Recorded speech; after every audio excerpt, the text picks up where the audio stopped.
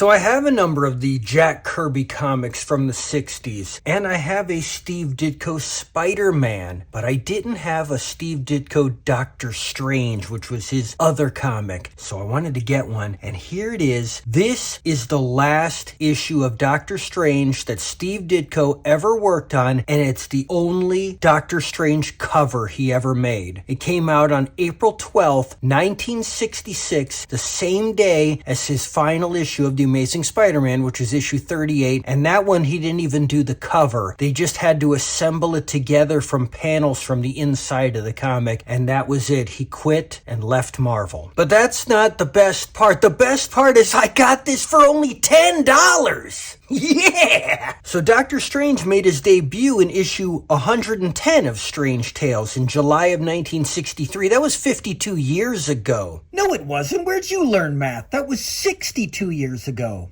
And Steve Ditko would plot and draw all of those stories up till this one, issue 146. The title would continue until issue 168, and then it changed its name to Doctor Strange, starting with 169 and went on to issue 183 in July of 1969. I have that entire run here in the Doctor Strange Essential. They're in black and white, but it's the full 6-year run. All the stories. Pretty cool. But now check out this. After Doctor Strange's first series came to an end, he started making a comeback a few years later, and then he started to regularly appear in Marvel Premiere, issues 3 through 14, which was July of 1972 to March of 1974, and then he got his own comic again. Right here, Doctor Strange, issue 1, from June of 1974, and this is artist Frank Bruner, and I believe it's Bruner. Is it Brunner? Bruner?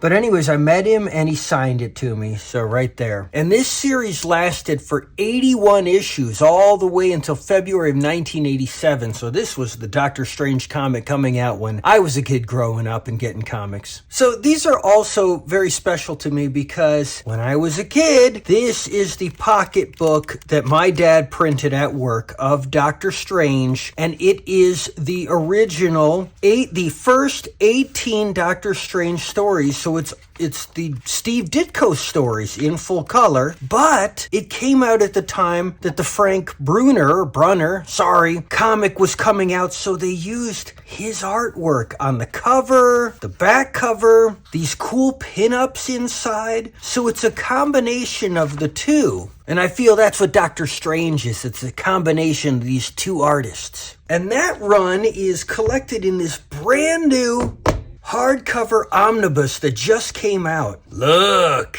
So this thing is huge. Look at all the comics inside. You've got his return in Marvel Premiere, issues 3 through 14, and then you get into Doctor Strange, issues 1 through 22, and the first annual, and Tomb of Dracula, issue 44. So also check this out. Full color. Woo! These omnibuses are really awesome, but they're expensive. But what the hey? And this is where Doctor Strange is today. This is his latest solo series. It's Doctor Strange Volume 6, issue 1 from March of 2023. It only lasted 18 issues till August of 2024. They all have these beautiful Alex Ross painted covers, and that issue 18, the legacy numbering is issue 444. But let's take a look inside that final Steve Ditko Strange Tales comic. Strange Tales were half Doctor Strange and half Nick Fury, Agent of S.H.I.E.L.D. So there we go. Like I said, the only Steve Ditko cover for Doctor Strange. And as you flip it open, it's a Nick Fury story. Stan Lee and Jack Kirby.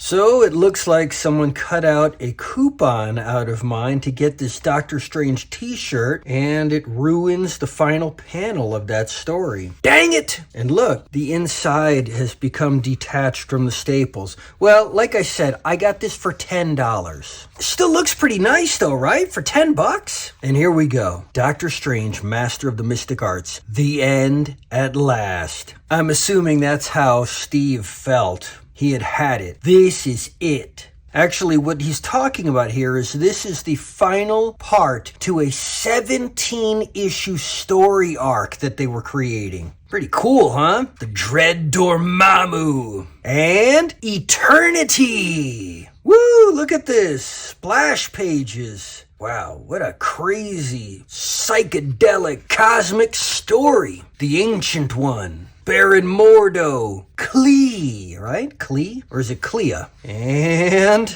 the end. Look, it's so sad. He's saying farewell, and he goes away. Thus ends the most bizarre adventure in the annals of the mystic arts. Next month, the Master of Mystery begins a new life. Yeah, that's when Bill Everett, creator of the Submariner, took over for a few issues. Well, bittersweet, right? And while we're at it, we could take a look at this one, right? Golly, now that's a cover. Writer Steve Englehart and artist Frank Brunner. I guess maybe I should say Brunner. It's got two N's. I need to find out how that's pronounced. And look, right away, he's right back with Klee. Ah, good. I think that's Wong. And no, I wasn't talking like Elmer Fudd. I said Wong, not wrong. I think that's Wong. I'm hunting wabbits.